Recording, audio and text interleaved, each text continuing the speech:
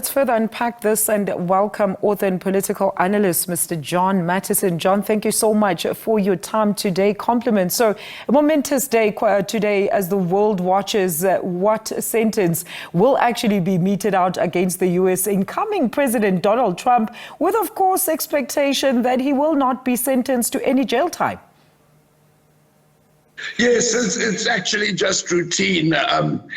He will appear on Zoom. He doesn't have to be there himself, and they will just confirm that he's convicted. But there's no sentence, no jail time, no parole, nothing else at all. So he's actually been very, very lucky, because all the other cases were dropped after he became president, won the election to be president, and this was the only one that still stands because it had been completed before the election.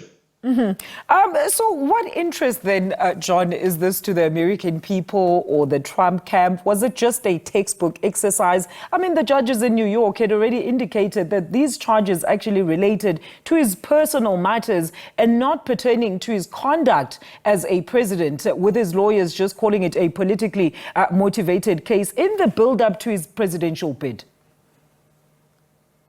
Well, that's right. I mean, it's not related to what he did as president, but it is related to his campaign to be president.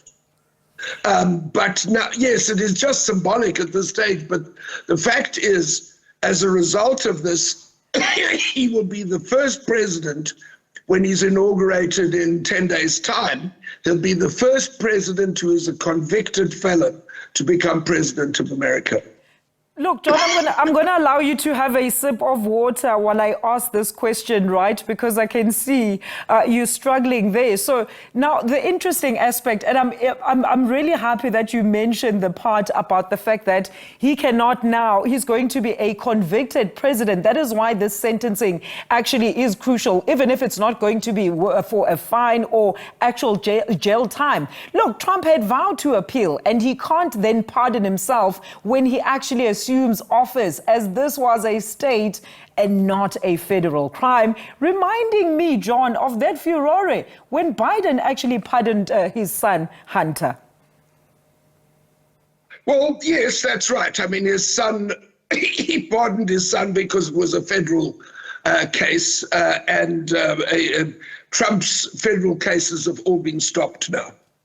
So, you know, he's got away with it. I mean, he's been very lucky because, in fact, the case he was convicted on was really the lightest case of all of them. The ones he was being charged with that were stopped because he won the election were actually more serious cases that could have carried jail time. Absolutely. And I mean, the judges, once again, John, had already expressed in New York that his sentencing would also be not be an insurmountable burden during the presidential transition process. So one would ask, I mean, why were these then not trumped up charges? No pun intended there. No, they weren't trumped up charges. But the truth is, this was the case that his opponents least wanted to see happen. Yes. It was brought by a New York attorney general, a district attorney, and you know, the jury voted unanimously. A jury of 12 voted unanimously to convict him. So they found the evidence compelling. But it's not as serious a case as the others. It is a case where another prosecutor might have decided not to prosecute. And then in relation to the other charges, John, because we know in total there was 34 that he was actually charged with. So, I mean, what do you think is going to happen? Because we know that during the appeal is when we're actually going to get a revert back in terms of what happens to the other charges that, of course, the state has actually asked to appeal. No, the only thing left that he's going to appeal is this case itself. And it's almost certain that he'll lose. There's no indication that he's got any grounds to win the case. So really, this is just a bit of a tick